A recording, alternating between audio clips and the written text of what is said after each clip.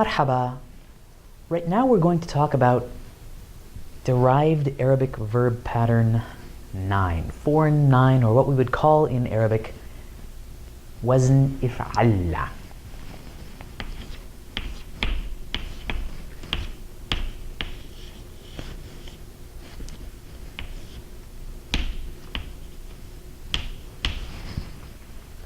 First, the mechanics. As you can see here, like all the other verb forms 7 through 10, part of constructing the wazn, the extra bits that we add on, is we add an alif at the beginning with a hamza underneath, a sukoon on the second letter, and then we double the last letter of the root. So the extra stuff would be the alif with the kasra. If first letter of the root, the jadr, has a shadda, a fatha on the second one, and then the last letter of the jadr has a shadda on it. The only verb form that has a shadda added to the last letter of the root. So that's a really quick, easy way to recognize it.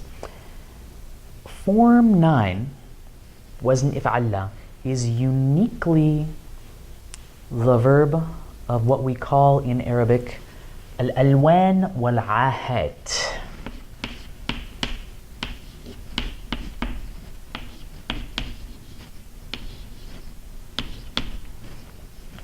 What we would translate in English as probably colors and defects.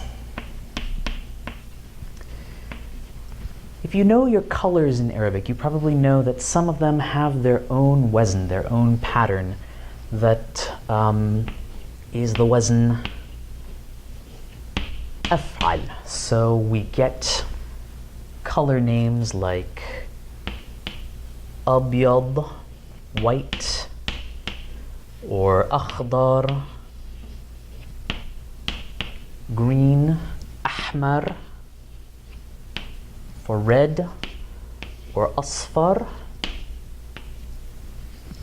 for yellow, all with the same vowel pattern, the same wazn. Abyad, akhdar, ahmar, there's kind of a rhythm there.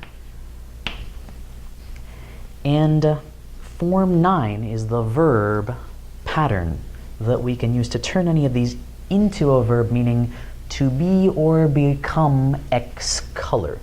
So if I wanted to say something turned white, maybe it was bleached out in the sun, or I don't know, I would take the jadr,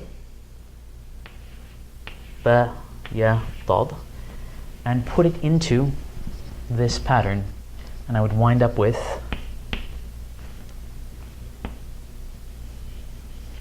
ibyadda.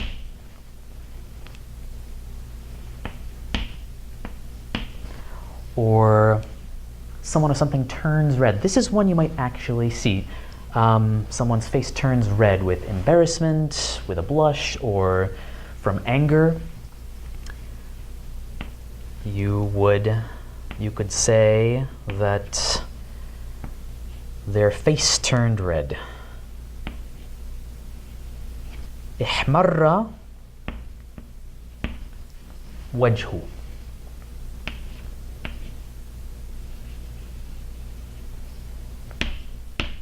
Etc. That's a sentence that you might actually read in a novel or a story someday.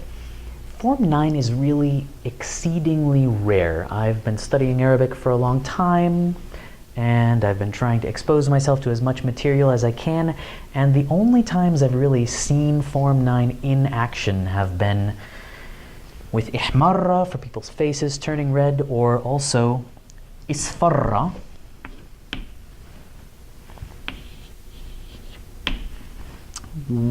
which could also refer to someone's skin color, right? If someone were sick and their skin were yellow, or if they turned pale from illness, that would be the verb that was used. Theoretically, so that's colors, the color part.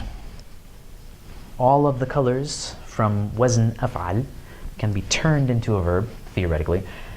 There's also another category of verbs that fit into this af'al pattern that people, or at least Arab grammarians back whenever, considered sort of unfortunate or deplorable.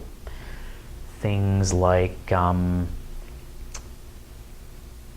being bald or acting like a jerk. So a couple of examples just to show you. If you can find me one of these, you can contact me and I will personally mail you $1 if you can find a real instance in a real text. But theoretically, so the adjective for being bald, or an adjective, there are a couple. Asla. Theoretically, we could turn asla, the adjective, into a verb, meaning he, she, they, whoever is or is going bald.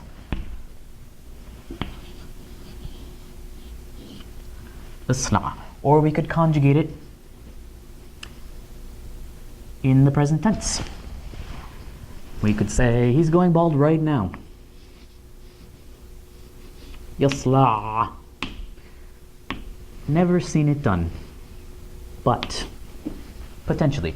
Or there is a word that we would use to describe someone who's just acting really stupid. A stupid person. Ahmaq. In some dialects, it's actually a word that's used to mean crazy. So we could say, so-and-so was acting like a blockhead. We could make a verb out of that by taking ahmaq, taking our 3-letter judr here, and turning it into a verb. Ihmaqqa, where the shadda and the alif kind of tell us that we're dealing with a Form 9 verb. I've never seen it done, but it's better to know that Form 9 verbs are out there so that you will know how to deal with them when they exist.